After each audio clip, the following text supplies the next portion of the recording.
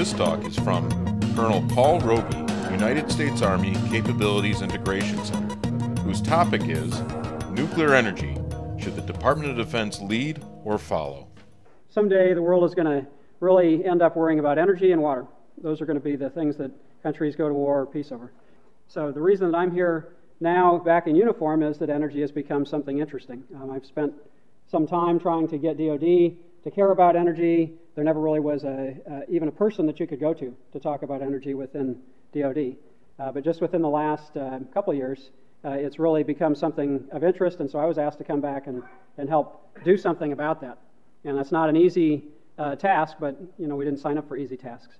So the question before us now, and one of the reasons that I came back is to take a look at nuclear energy and determine whether DoD should actually have some kind of a leading role in nuclear energy, or whether they should take a follower role and let things happen and market forces drive it and all that sort of thing. The soldiers walk around the mountains of Afghanistan and they're carrying 120 pounds of gear, and guess what? A big proportion of that is batteries or fuel or cooking tablets. And then the vehicles can only go on a mission for so long before they have to come back and refuel. I think Abrams tanks get about a half mile a gallon. The airplanes have to come back and refuel, and it costs, I think, $1,000 a gallon to refuel an airplane in flight. And then we're losing half of our troops to escort convoys through Iraq, and Afghanistan is an even tougher problem. So we need energy to sustain the fight.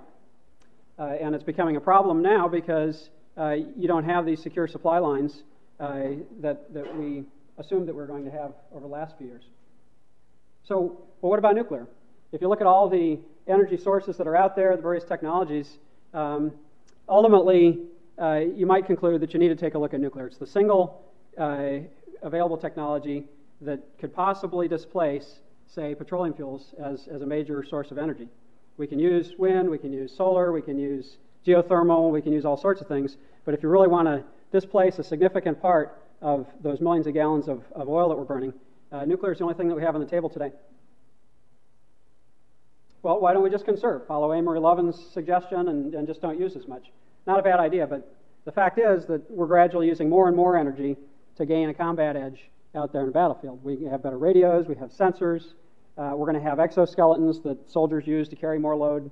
All of those things require power. So maybe we can do something to conserve, but in fact, we're using more and more power, and so we need to do something about that. Well, logistics is one of the key issues out there today. As we watch the news now, we see IEDs going off, killing people in convoys, and so that's a big problem. We have the extended supply lines that you need to guard. We have all the facilities that you use to transfer cargoes from ships to shore, to rail, to trucks and so forth, and all of that requires people, requires security forces, requires infrastructure. So that's not a simple task out there. When I was waiting to go into Iraq, just as we began the invasion in 2003, and so while we were waiting to move in behind the combat forces, I listened to some of the generals expressing concern they couldn't get spare parts or other supplies up forward because the convoys were busy carrying fuel and water. Well, how bad is it? This is one example, but it's pretty representative. You can see pretty large blue portion over there for water, and nowadays that's all bottled water. But it's not very cheap to run things this way. There were some people who made the press back in 2003 with the issue that Halliburton was procuring oil from Kuwait for like $2.40 a gallon, and they bought fuel in Turkey for like $2.20 a gallon, and so there was concern that they should have been buying more from the cheaper source. Those people didn't have any idea at that point what it really took to get the fuel delivered. It was nothing anywhere near that pump price that we were paying. We were paying for the truck drivers and the security for the convoys and running the supply points and all that dwarfed the pump price. So the $2 or $3 that we pay here for gas is nothing like what we pay to get fuel delivered to the troops. And that's beginning to be more broadly understood today. More significantly, the cost in lives, I mentioned before, half of our losses in Iraq are really associated with the supply chain. People guarding convoys, they get hit by an IED or some other kind of an ambush, and people are killed in that way. And so the fewer convoys we would have to make, the fewer lives that we would lose. And in fact, the fewer combat troops you'd have to have in theater to do a given mission, because you wouldn't need that extra battalion of troops guarding convoys every day. Those people could be back home, and so could the people who are supplying that battalion of troops. an awful lot of that fuel, more so than what was shown in that slide, is used to produce electricity. And in those cases, think about ways that you could produce electricity that you don't necessarily need to be using liquid fuel the way you do for transportation. So tooth to tail, this is really the thing that gets the Army leaders excited. The real problem, as far as a division commander in Iraq is concerned, is not that it's costing $150 million a month for fuel. It's the fact that he's got to dedicate a battalion of troops to be out on the road every day guarding convoys. And I've got air cover guarding the convoys and responding to the attacks. And I've got UAVs that are diverted to monitor those supply routes. And I've got operational people who are coordinating those security forces and the delivery of the supplies. So that all detracts from doing whatever it is that I'm there to do in the first place.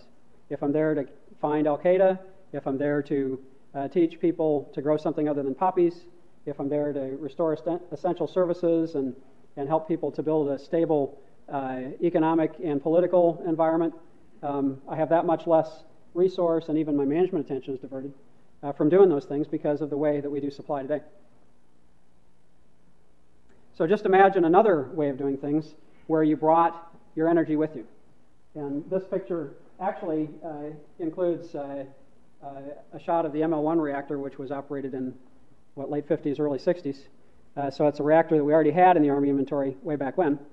And this is providing energy to a power grid that supplies more electric weapons. It supplies the tents and their TVs and computers and air conditioners. Potentially even somehow it fuels the vehicles in one way or another. Maybe it charges their batteries, produces hydrogen to go into their hydride cells, or it makes synthetic hydrocarbon fuel. Somehow it runs the vehicles. And of course the electronic systems, which not only might protect this base, but they might protect out beyond the base itself. You might have longer range capabilities. So in this scenario, you don't entirely do away with resupply. You still have to get medical supplies, you still have to get food, you still have to get people in and out, you have to evacuate casualties. But you saw the numbers before, and if you can address the liquid fuel and water piece of that, you really open up some options as far as the logistics and security. So this is kind of a different view, but the question is then how would you do that? Well, nuclear would be, as I mentioned before, the only technology we know of today that could replace all these vast quantities of liquid petroleum fuel. So why might you look at nuclear? Well, I just mentioned, but it's high energy density, the fuel is self-contained, so you're not shipping in new fuel every day on these long convoys. As it turns out, more and more of the combat systems that we're operating out there, or even non-combat systems, run off electricity. There's an internal combustion engine that gets the vehicle there, but the radars and the computers, and now we're looking at directed energy weapons, all of those things run off of electricity. So we're becoming a more electric force in the Army, just as the Navy is in ships and the Air Force is with airplanes. So electricity isn't necessarily a bad thing to produce. Nuclear can have a low signature, doesn't make as much noise typically, doesn't give off some of the gases. It certainly gives off heat, but the signature can be much less. We might be able to get the fuel domestically. We don't have to go to places like Saudi Arabia, Venezuela, Indonesia, Iran to get the fuel that provides us our national security. We might get something from, say, Limhi Pass, Idaho, which is about 50 miles from my house, actually, back in Idaho. Proven technologies. I had the picture up there before of the transportable reactor that we operated in the 50s and 60s. So surely we can figure it out today. And then besides that, if DoD were to take the initiative and move some of these technologies forward and build the capability to generate power from energy in a distributed way, maybe in remote locations, there might be a benefit to the rest of the world.